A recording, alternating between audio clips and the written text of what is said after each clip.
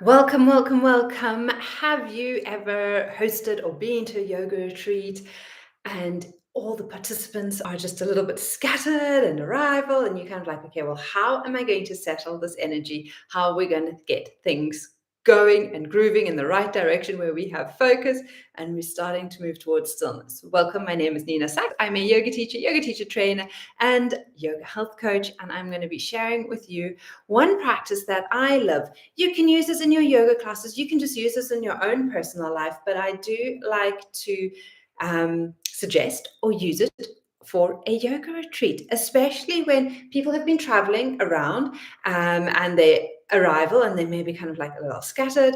Maybe also all of a sudden they have caught up with long lost friends that they haven't seen for a while and everyone's just chatting, or kind of like there's that new person who's a little bit nervous and they're not really sure how to engage with the group. So there's lots of different types of energy and movement coming around. And so like, how do we just like get into the groove of a yoga retreat without it being too rigid and being like, this is a yoga retreat, this is how we're going to operate? So how do we do that? And what I'm going to share with you is a very simple, quick and easy meditation practice that uses the five senses.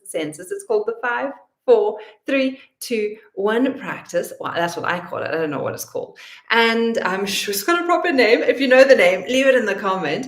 But it is just a lovely way to draw everyone's attention from the external inwards. And so we'll do it together. It's not going to take very long, and practice it yourself. And then once you've practiced it, teach it. So if it is at a class today or in your own practice, or you're going to a workshop, or you're hosting a workshop, or you're hosting a retreat, then just teach it. Because the more people know about it, the more they can use this type of practices or these practices in their everyday life. That is going to help bring them back to balance, back to center, and back to focus. So here we go. Very simple. It's going to start off with have a look around and notice or voice 5 things that you can see. So we're using the sense of sight. Like, what are the 5 things that you see? All right. I see my laptop. I see a chair. I see the light. I see my glasses.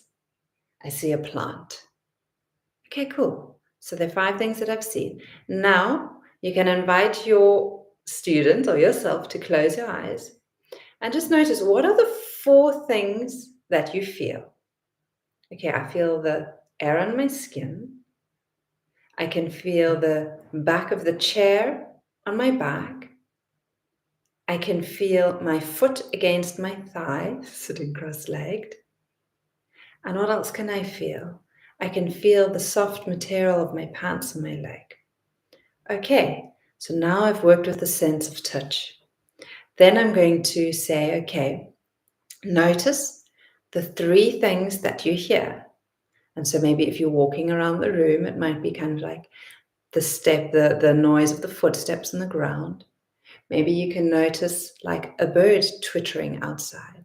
Maybe there's a hum of a fridge or something nearby. Maybe someone's sweeping. So just notice 3 things that you hear.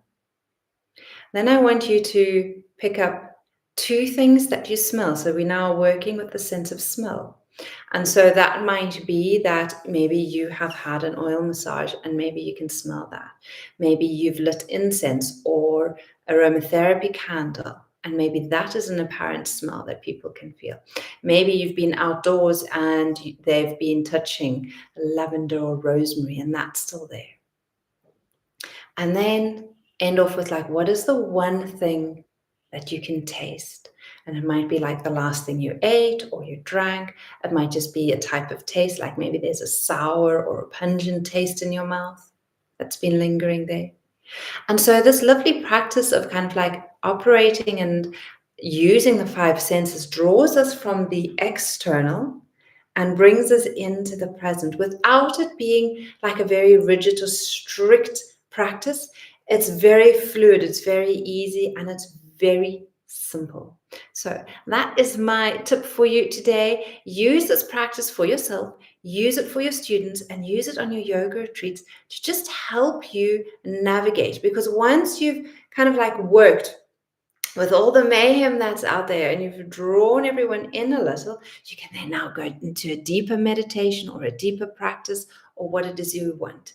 But you've worked from the external and you've brought everyone inwards.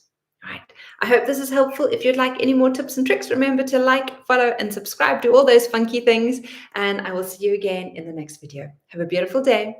So much love from my heart to yours. Namaste.